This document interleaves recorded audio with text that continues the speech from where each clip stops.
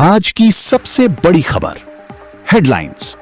प्रधानमंत्री नरेंद्र मोदी का देश को बड़ा संदेश, विकास, रोजगार और आत्मनिर्भर भारत पर दिया जोर, जनता से सहयोग और भागीदारी की अपील। मुख्य खबर, आज प्रधानमंत्री नरेंद्र मोदी ने देश की जनता को संबोधित करते हुए कई महत्वपूर्ण बातें कहीं। अपने भाषण में उन्होंने कहा कि भारत तेजी से विकास की ओर बढ़ रहा है और इसमें हर नागरिक की भागीदारी जरूरी है। उन्होंने कहा कि सरकार का लक्ष्य है कि देश का हर वर्ग, किसान, युवा, महिला और छोटे व्यापारी सशक्त बने। इसके लिए लगातार नई योजनाएं और सुधार किए जा रहे हैं। रोजगार और अर्थव्यवस्था पर फोकस, प्रधानमंत्री नरेंद्र मोदी ने रोजगार के मुद्दे पर भी बात की।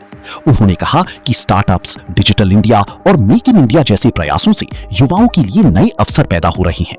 उन्होंने युवाओं से अपील की कि वे नवाचार और उद्यमिता की ओर आगे बढ़ें।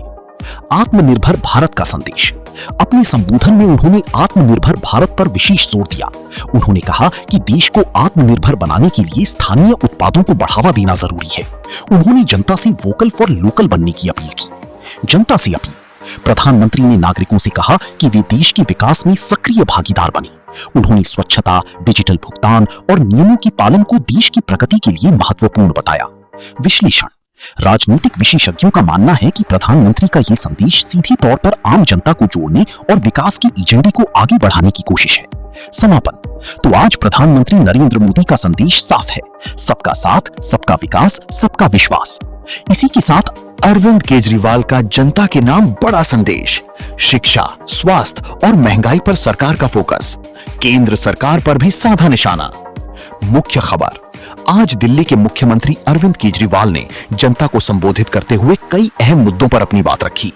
उन्होंने कहा कि उनकी सरकार का मुख्य उद्देश्य आम आदमी को बेहतर सुविधाएं देना है।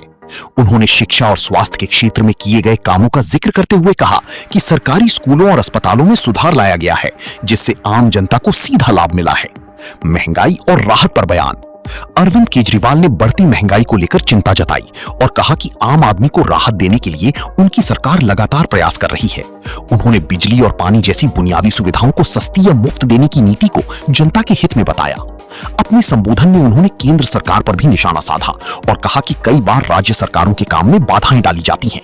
उन्होंने दावा किया कि इसके बावजूद उनकी सरकार जनता के लिए काम करती रहेगी। जनता से अपील, मुख्यमंत्री ने जनता से अपील की कि वे ईमानदारी और पारदर्शिता की राजनीति का समर्थन करें।